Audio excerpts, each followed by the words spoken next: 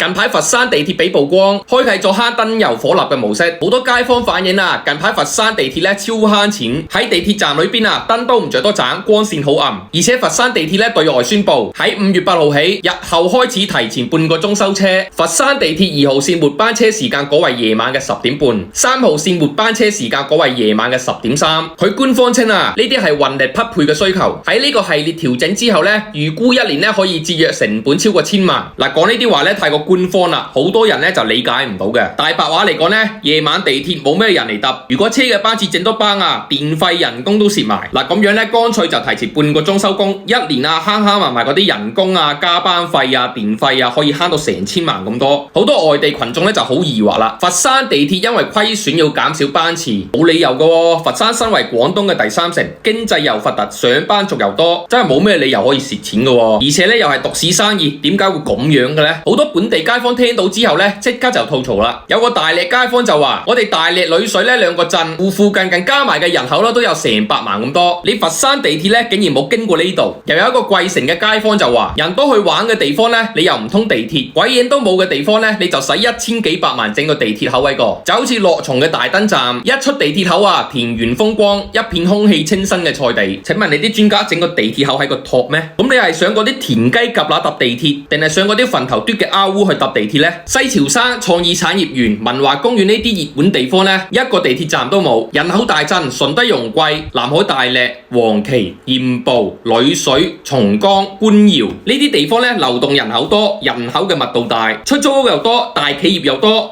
你呢啲地方呢，就偏唔整地鐵。咁你呢啲專家做調查嗰啲啊，嗰個學歷係咪呃翻嚟嘅？你啲數學係咪體育老師教嘅？所以有陣啊，嗰啲獨市生意仲要係有佛山嘅阿公做補貼嘅，你咁都可以做到虧損，嗱，你真係搞笑㗎。